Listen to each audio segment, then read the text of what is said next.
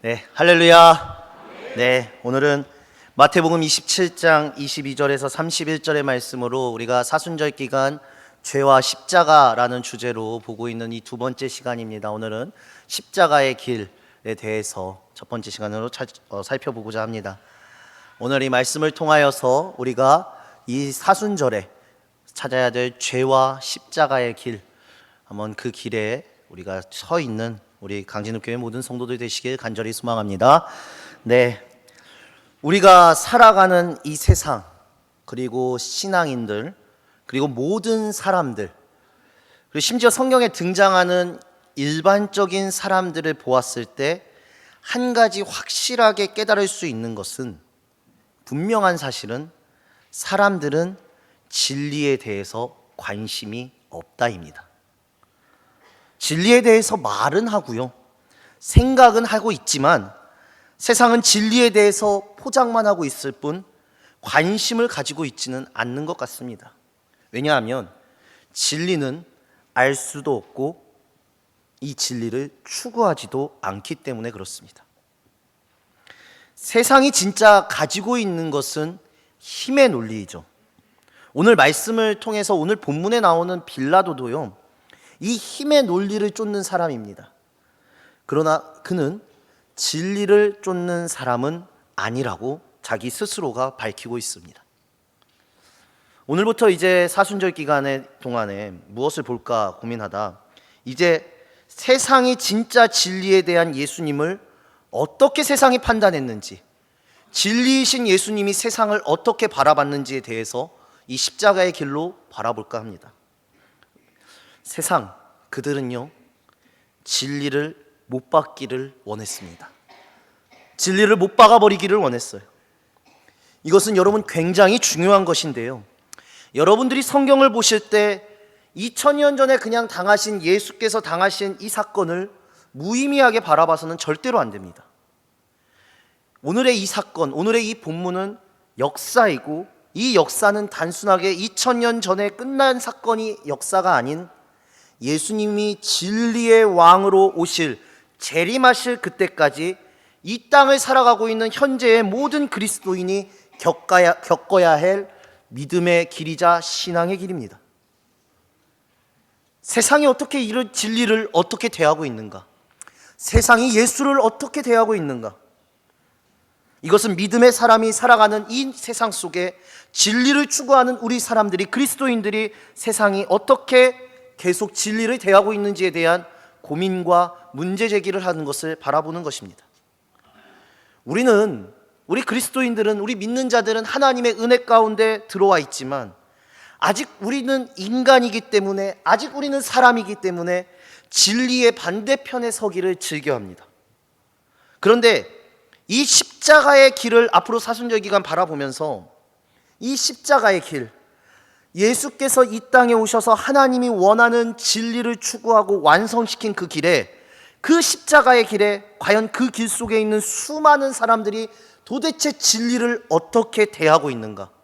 그리고 수많은 모습 중에 우리의 모습이 있지는 않은가 되돌아보셨으면 좋겠습니다.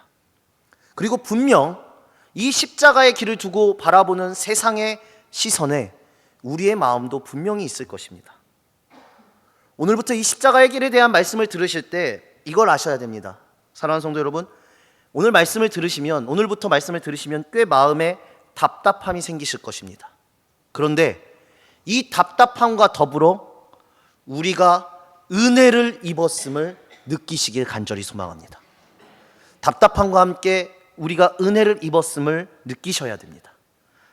우리가 세상 사람들과 똑같이 진리의 반대편에 서는 자들이 아니라, 그래도 그 진리로 예수를 고백할 수 있었구나, 그것을 보면서 예수님을 놓치면 우리도 순간 세상의 사람들처럼 십자가의 길의 반대편에 설 수 있다는 것을 순간이라도 깨닫고 이런 고백들을 하셨으면 좋겠어요. 하나님, 내가 이 주님이 가신 길을 제대로 보기를 원합니다. 이 마음으로 이번 주부터 여러분들 말씀을 따라오셔야 되고 주님을 따라가셔야 됩니다. 오늘 이 십자가의 길을 바라볼 수 있는 세상의 시선 첫 번째는 빌라도와 로마 군인들의 희롱과 모욕 속에서 시작됐다는 것입니다. 이 산헤드린 공의회에서 예수님을 빌라도 앞에 고발했습니다. 여러분들은 우리가 그냥 받아들일 때 빌라도 앞에 고발했다는 건 이 단순하게 빌라도에게 고발했다는 게 다가 아니라 로마라는 대강제국의 권력 앞으로 예수님을 끌고 왔다라는 걸 의미해요. 그러니까 이미 예수님은요, 충분히 유대인들 자신의 유대법으로 예수님을 죽일 수 있었어요. 처형할 수 있었습니다. 유대인들의 법으로도요. 그래서 빌라도가 분명히 예수님을 앞에 두고 유대인들에게 대제사장들한테 이렇게 얘기해요. 너 예수 데리고 가서, 이 사람을 데려가서 너희의 법대로 해결하라 라고 빌라도도 그렇게 얘기해요. 곧 예수님을 죽음으로 몰아갔고 빌라도 앞에 끌고 간 대제사장들은 이미 깊은 정치적 수를 가지고 빌라도 앞에 예수님을 데려간 거예요. 단순하게 예수님만 죽이면 끝나는 상황이 아니었다라는 겁니다, 여러분. 이게 성경의 이면에 있는 스토리거든요. 우리가 이걸 알아야 돼요. 유대인들이 예수님을 죽이고자 했다면, 진짜 예수님을 죽이는 것만 끝이었으면 자신들의 법으로 죽일 수 있었다고요. 그런데 이 대제사장들이 예수님을 어디로 끌고 왔냐면 빌라도 앞으로 끌고 와요. 이게 굉장히 정치적인 행보라는 거예요. 그래서 단순하게 이들이 왜 예수님을 빌라도 앞에 끌고 왔냐? 유대법으로 처형해서 예수님을 죽여버리면 수많은 예수님을 따랐던 민중들이, 예수님을 쫓는 사람들이 보복이나 여러 가지 후환들이 있을까 봐 두려웠던 거예요. 그래서 이 대제사장들은 로마의 힘을 빌려 예수님을 처형하기 위해서 일부러 여러 죄명들을 붙이게 돼요. 그래서 그들이 했던 것 중에 하나가 뭐였냐면, 그들이 가장 강조했던 게 뭐였냐면, 예수님의 죄 중에 로마에 반역한 자, 이들이 이걸 강조하거든요. 로마에 반역한 사람으로 예수를 빌라도 앞에 끌고 옵니다. 근데 문제는 이거예요, 여러분. 빌라도가 봤을 때 빌라도 스스로도 예수님한테 그렇게 큰 죄가 있는지 몰랐다는 거예요. 알 수가 없다는 거예요. 딱 빌라도가 한 건 이거예요. 아, 이들이 서로가 시기해서 이 법정에 데리고 왔구나 라는 걸 빌라도 자체도 알고 있었어요. 그러니까 죄가 있어서 데려온 것이 아니라 유대인들 그룹에서 시기와 질투로 인해서 데리고 왔다라는 것을 빌라도 스스로도 알고 있었다는 거예요. 왜냐하면은요, 이게 제가 성경에 없는 이야기를 얘기하는 게 아니라 당시의 로마는요, 밀란에 대해서 상당히 예민해요. 밀란을 일으킬 것 상당히 예민하기 때문에 빌라도도 가장 중심에 두고 가장 예민하게 받아들이는 게 바로 밀란이에요. 만약 예수님이 반역을 꾀하고 밀란을 일으키려고 했다면 빌라도가 모를 수가 없는 상황이 현재 상황이에요. 이 나라의 문화인데 로마는 그 유대의 밀란에 굉장히 예민했거든요. 그래서 우리가 알고 있지만 예수님을 살리기 위해서 빌라도가 선택했을 때 바라바도 뭐로 데리고 왔냐? 밀란을 일으킨 죄수였어요. 밀란을 일으킨 죄수예요.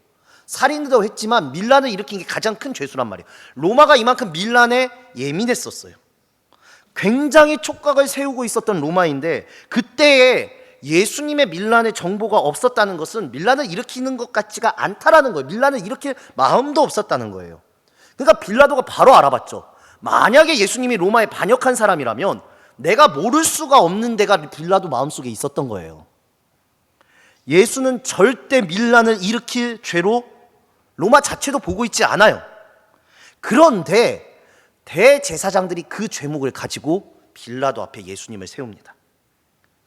여기에 우리 공무원이신 성도님들 정말 많은데요, 공무원들에게 제일 무서운 게 뭐냐고 물어보면 입을 맞춰서 다 이렇게 얘기하시죠. 민원이요. 이거 민원이 한번 들어오잖아요, 공무원들한테. 그러면 우리 자세히 저는 모르지만 처리 과정, 처리 결과, 그리고 사후 관리, 이거 다 보고해야 되고 알려야 되고 다 해야 되잖아요. 민원 들어오면 얼마나 힘들어요. 공무원들 제일 힘들거든요. 그리고 민원 처리 안 해주면 큰일 나잖아요. 이것처럼 마찬가지로 빌라도한테 이와 같이 민원을 듣듯이 그걸로 끌고 온 거예요. 반란이라고 해서 데리고 온 거예요. 이 반란을 제대로 처리하지 않으면 로마에게 빌라도가 찍히게 되는 거예요.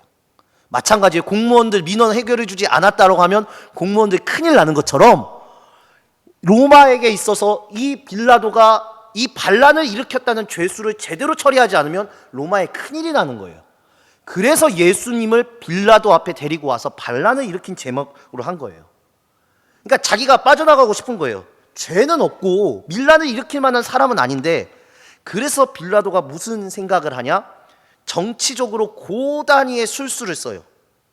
그게 뭐냐? 빌라도가 이 후에도 말씀드리겠지만 빌라도가 그만큼 예수님이 죄가 없고 유대인들이 예수님을 시기하기 때문에 데려왔다는 걸 알고 있어요. 그리고 심지어 빌라도가 어떻게 했느냐? 헤롯에게도 보내요. 근데 헤롯도 보니까 예수님이 자기보다 대단한 사람이 아닌 것 같으니까 다시 보내버려요. 그리고 왔는데 계속하니까 빌라도가 마지막 생각한 게 바라바를 세운 거죠. 바라바를 세워놓고 빌라도가 꾀를 부린 거예요. 정치적 고단수로요. 그런데 이것도 자기 꾀에 자기가 빠져요. 무슨 말이냐? 솔직한 얘기로 진리의 문제이고 법의 문제라면 빌라도가 법대로 처리했으면 아무런 문제가 없어요. 그런데 법대로 처리하지 않고 바라바를 데리고 온 것도 정치적 술수를 쓴 거예요. 죄가 있으면 죄대로 물으면 되고 죄가 없으면 법대로 해결하면 되는데 바라바를 가끔씩 데려오는 거예요. 앞서 말씀드린 대로 예수님이 밀란이 일으킬 사람으로 헤롯과 빌라도 앞에 내려놓은 거잖아요. 세운 거잖아요. 그러니까 이 빌라도가 봤을 때 잘 보세요. 제가 아까도 말씀드린 바라바는요, 이미 밀란을 일으킨 현행범이나 다름없어요. 일으키고 잡혀있는 죄수예요. 예수님은 밀란을 일으킬 것 같은 가능성이 있어서 잡아온 거예요. 확실한 죄가 있는 바라바랑 지금 시작하려는 만약에 그 유대인들의 말에 따라서 예수님이랑 붙여놓으면 당연히 저지른 사람이 죄가 더 큰 거잖아요. 그러니까 바라바를 놓아줄 거라고 빌라도는 생각한 거죠. 현행범과 일으킬 가능성이 있는 사람을 비교하면 당연히 현행범이 큰 죄인 아니겠습니까? 그래서 바라바랑 붙여놓은 거예요. 그런데 이게 빌라도가 가지고 있는 가장 큰 착각이에요. 그리고 더 나아가서 빌라도는요, 예수님을 놓아주고 싶었어요. 왜냐? 27장 18절에서 19절입니다. 우리 화면 보면서 한번 읽어볼까요? 27장 18절 19절 같이 읽겠습니다. 시작. 이는 그가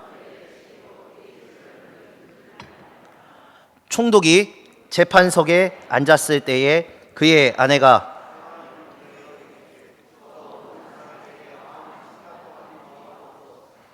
오늘 꿈에 내가 그 사람으로 인하여 애를 많이 태웠나이다 하더라. 아멘. 자, 아내가 꿈을 꾸었어요. 당시의 꿈은 계시입니다. 그런데요, 사랑하는 성도 여러분, 특히나 남성 성도 여러분, 예나 지금이나 여러분, 아내의 말을 잘 들으셔야 돼요. 옆에 붙여준 아내의 말을 듣지 않으면 빌라도처럼 이런 흉한 꼴을 당할 수 있는 거예요.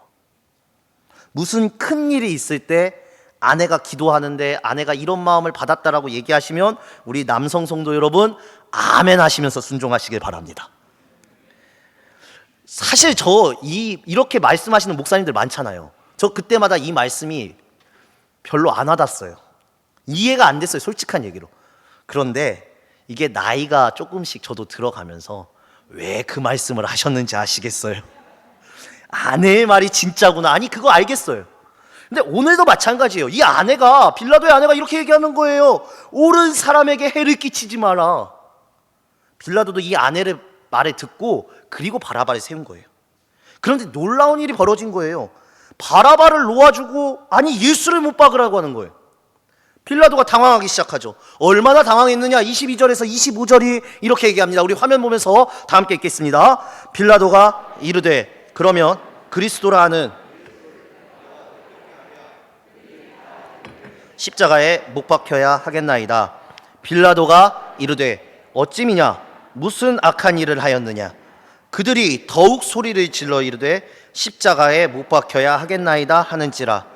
빌라도가 아무 성과도 없이 도리어 밀란이 나려는 것을 보고 물을 가져다가 무리 앞에서 손을 씻으며 이르되 이 사람의 피에 대하여 나는 무죄하니 너희가 당하라. 백성이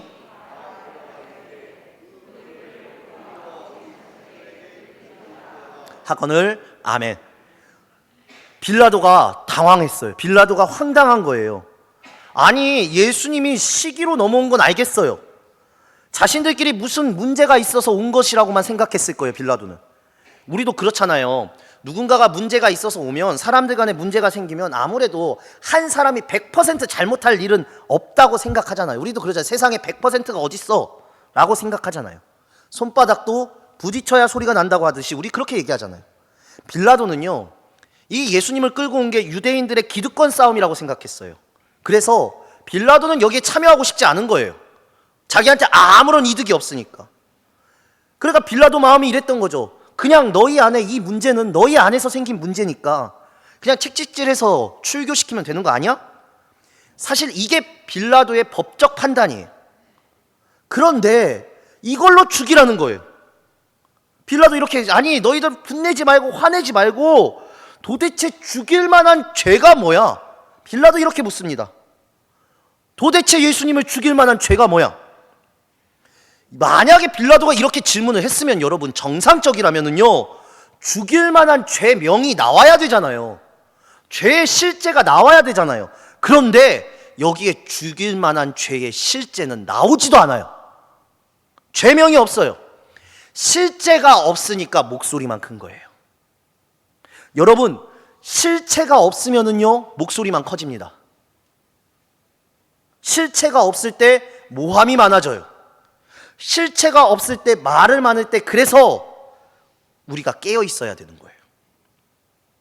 우리가 본문을 보면은요, 여러분, 빌라도 입장에서 좀 억울하지 않겠어요? 빌라도 입장만 조금만 생각해 보시게요. 빌라도 노력했어요. 죽이지 않기 위해 노력했다고요. 근데 황당한 거예요. 아니, 심지어 밀란까지 날려 그래요. 그러니까 빌라도가 혼란스럽고 당황하기 시작한 거예요. 여러분, 저도 이제 군대를 장교로 나왔지만 군대에서 어느 순간에 문제를 덮는지 아십니까? 어떨 때 군대 안에서 문제를 덮는지 아세요? 그게 상관의 승진하고 연결되기 때문에 문제가 생기면 덮어요. 군부대는 철저하게 승진 체계이기 때문에 문제가 있으면 그것이 그 상관에게 진급의 영향이 끝이거든요. 진급에 문제가 생겨버리니까 문제가 생기면 어떻게든지 덮으려고 해요. 마찬가지예요. 총독이 있는데 밀란이 나면 빌라도는 로마에 대해서 문제를 일으킨 상관이 되는 거예요. 찍혀버려요. 그렇기 때문에 빌라도는 지금 상당히 예민하고 민감하단 말이에요. 그래서 이 빌라도는 힘을 쫓는 사람이니까, 빌라도는 세상을 쫓는 사람이니까 이 예수님의 방법이 이해가 되지 않는 거예요. 그는 예수님을 볼 때 예수님을 이상한 사람이라고 생각했을 거예요. 왜 예수님을 이상한 사람이라고 생각했느냐? 사람들이 죽이라고 데리고 왔는데 이 고발하여서 자기는 놓아주려고 하고 있는데 예수님이 이러는 거예요. 적극적으로 자기를 변론하지도 않고 자기를 살려달라고 말하지도 않고 아무렇지도 않고 가만히 계시는 거예요. 죽이려는 사람들 앞에서 황변도 안 한다고요. 이상하죠. 밀란을 일으킬 것 같은 사람도 아닌 거예요. 그러니까요. 만약에 밀란을 일으킬 것 같은 사람이라면 바라바처럼 군중들을 대동하고 이끌어서 그러한 사람들이 밀란을 일으킬 것 같은데, 이 예수라는 분은 앞에 나왔더니 아무 말도 안 하고 살려고도 하지 않는 의지가 없어 보이는 사람처럼 보인 거예요. 더군다나 그 예수님이 재판장에 오니까 소문을 알아봤더니 소문도 이상한 소문이 아니라 오히려 옳은 일만 했다는 소문이 가득한 거예요. 그래서 빌라도는 죽이지 말아야 될 사람이라고 이미 결론이 있었어요. 그러니까 이 빌라도가 어떻게 했느냐? 더 이상 하면 안 될 것 같으니 손을 떼기 시작합니다. 근데 중요한 건 뭐냐? 손을 뗐는데요, 여러분, 우리가 사도신경으로 신앙 고백하잖아요. 그때 예수님을 고난받게 한 사람이 누구라고 나옵니까? 본디오 빌라도라고 나옵니다. 2000년이 지난 지금까지도 우리는 본디오 빌라도가 고난을 당했다고, 빌라도에게 고난을 받았다라고 고백해요. 이 신앙 고백의 의미가 무엇일까요? 여러분, 우리가 명심하셔야 될 건 뭐냐면, 우리가 죄나 다른 어떠한 막히는 여러 가지 문제들이 있을 때 나는 그래도 돌은 던지지 않았어 라는 그 회피의 마음이 하나님께는 전혀 통하지 않는다는 겁니다. 나는 아무것도 하지 않았어 라는 이 회피의 마음이 하나님께는 전혀 의롭게 보이지 않는다는 거예요. 정확하게 말씀드릴게요. 십자가 앞에, 진리 앞에 회피는 통하지 않습니다. 진리의 문제는 그렇습니다. 사도행전을 보니까요, 헤롯이 그래요. 사람들이 와, 저 사람은 신이다, 저 사람은 신의 말을 한다, 저 사람은 하나님의 말을 한다 했을 때 헤롯이 인정도 안 하지만 부정도 하지 않아요. 나는 신이 아니다라는 부정도 하지 않고 아무 말도 하지 않아요. 그런데 하나님이 그 헤롯을 죽여버려요. 왜? 침묵도 인정이기 때문이에요, 여러분. 침묵도 인정이에요. 아닌 것을 아니다라고 할 줄 알아야 돼요. 진리의 문제에선 그래요. 빌라도는 회피했어요. 침묵하고 피했어요. 이게 십자가의 길의 반대편에 있는 세상의 길 첫 번째예요. 회피. 자기만 괜찮으면 된다는 거예요. 나만 좋으면 된다는 거예요. 자기만 손을 씻으면 된다는 거예요. 근데 과연 그랬습니까? 아니라는 거예요. 심지어 여러분, 이 재판을 한번 보세요. 22절. 우리 22절의 말씀 우리 다 함께 화면 보면서 읽겠습니다. 시작. 빌라도가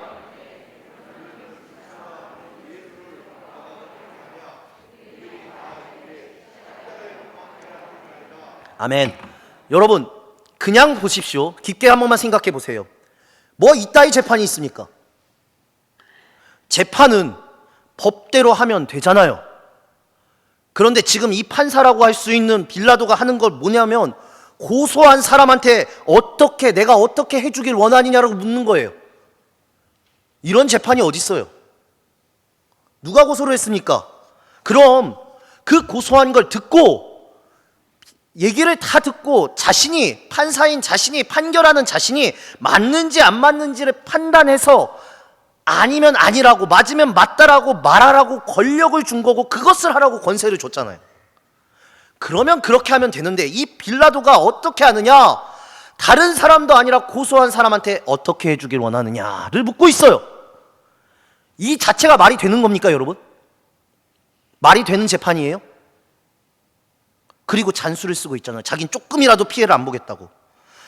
예수를 따르는 사람들에게 기본적으로 하는 신앙의 고백이 있어요. 그 신앙의 고백이 뭐냐? 여러분들 기억하셔야 됩니다. 하나님을 믿는 사람들이 하는 신앙의 고백이, 변치 않는 신앙의 고백이 있어요. 누구든지 나를 따르려면 자기를 부인하고 자기 십자가를 져야 한다라는 고백은 신앙인들에게 무조건 있어야 돼요. 짐을 지는 게 신앙이에요, 여러분. 짐을 지는 게 신앙이에요. 우리의 죄 때문에 예수께서 짐을 지셨어요. 보라, 세상 죄 지고 가는 하나님의 어린 양이로다. 그게 예수님이라고요. 짐을 지기 위해서 나를 부인하는 게 신앙입니다, 여러분.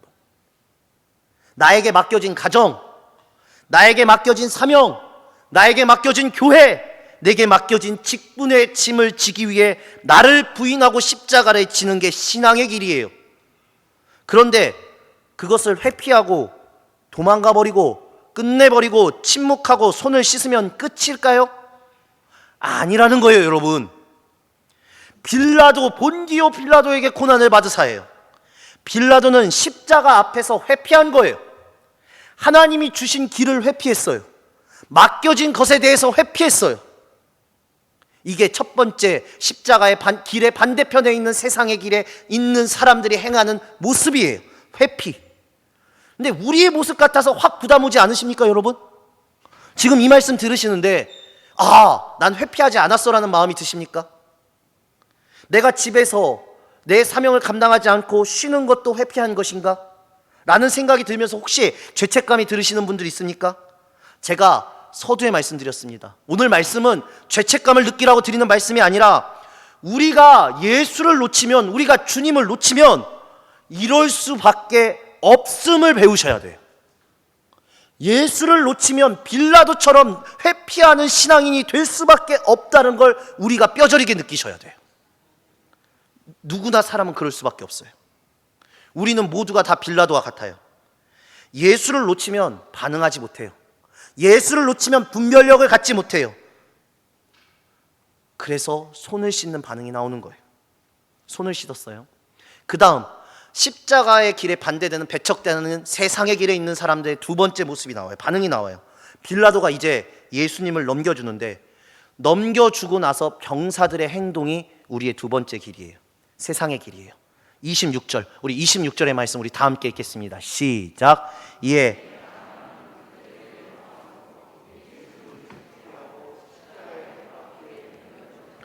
아멘.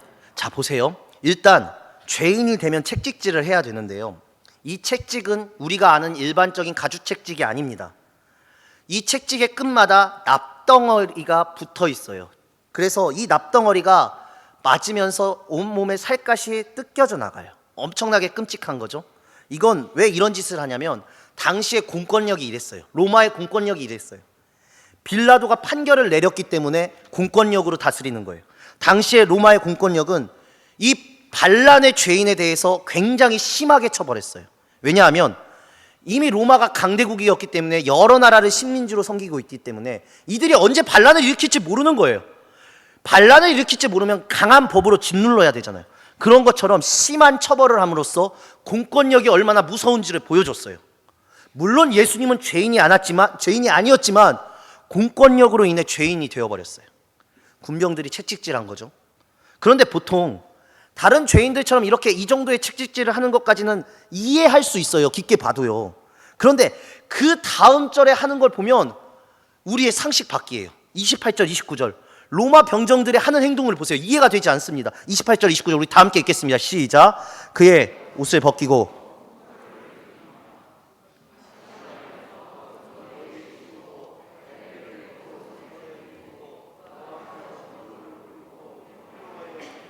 유대인의 왕이여 평안할지어다 하매. 아멘. 자, 홍포는 귀족과 왕들이 입는 옷이에요. 이 병사들이 유대인의 왕이라는 말을 들었으니까 홍포를 입힌 거겠죠. 가시관, 왕관을 씌운 거예요. 왕관을 의미해서 씌운 거죠. 그리고 갈대를 오른손에 들려요.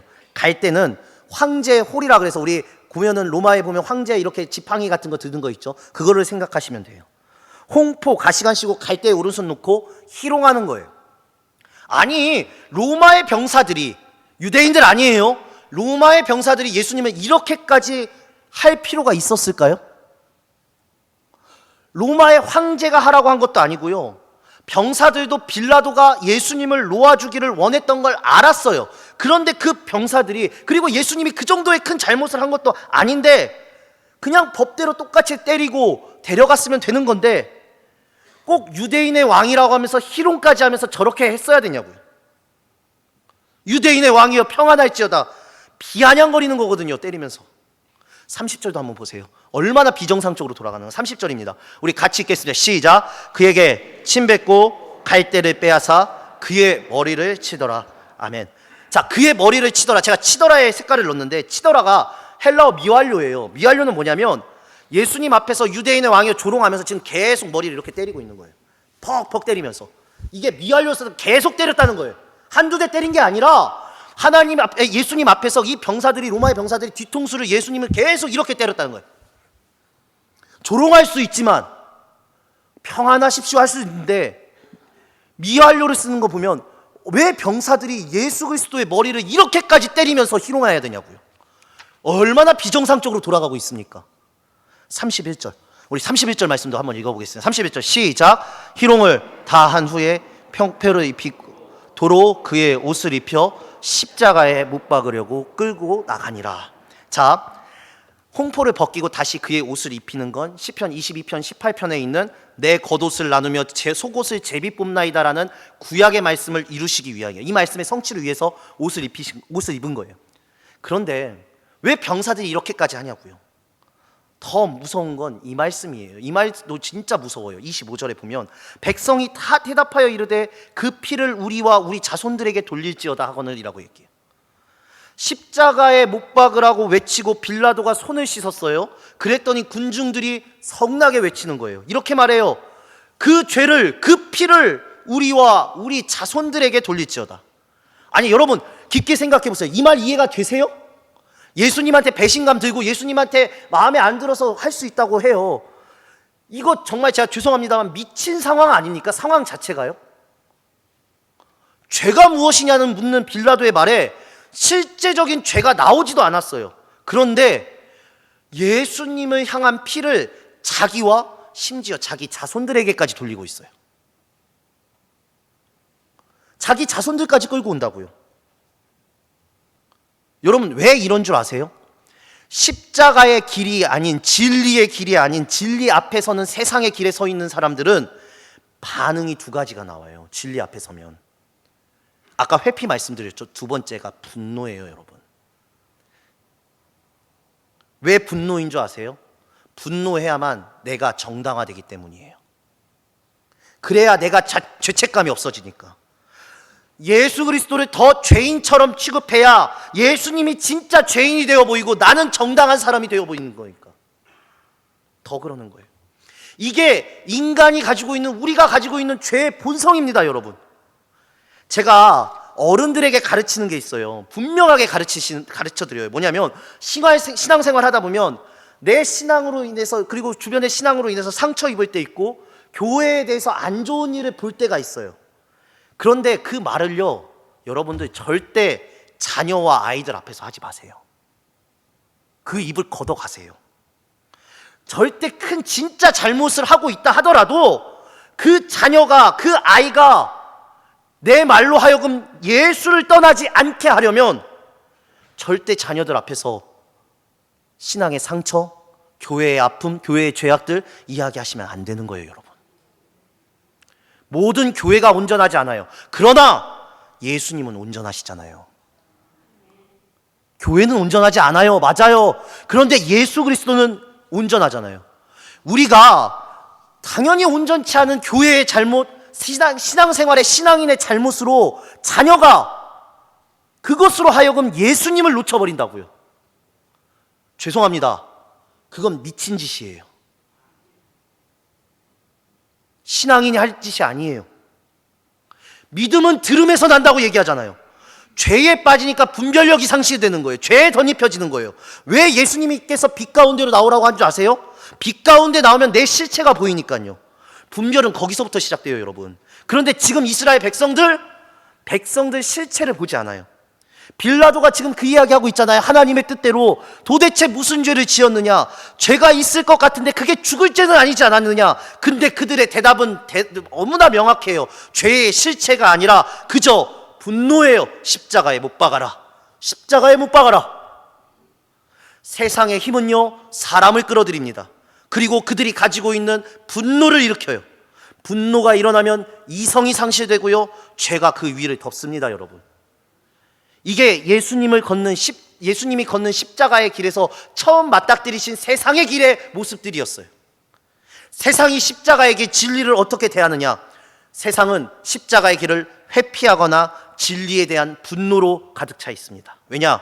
그 진리가 드러나면 드러날수록 내 속에 내가 원하는 것, 내가 추구하는 것, 내가 소망하는 것이 부인되어야 되기 때문이에요. 십자가의 길은 자기를 부인하는 거잖아요. 내가 원하는 것들이 부인되는 게 싫은 거예요. 부자 청년이 예수님을 찾아왔으나 왜 슬피 울며 회피하고 돌아갔습니까? 가론 유다처럼 예수님께 적극적으로 왜 덤벼들었습니까? 진리 앞에선 사람은 이럴 수밖에 없다는 거예요. 회피하거나 분노하거나. 그렇게 생각하면 여러분, 제가 뒤집어서 말씀드릴게요. 우리는요, 엄청난 은혜를 받은 사람들인 거예요. 너희 안에 예수 그리스도 예수의 마음을 품어라.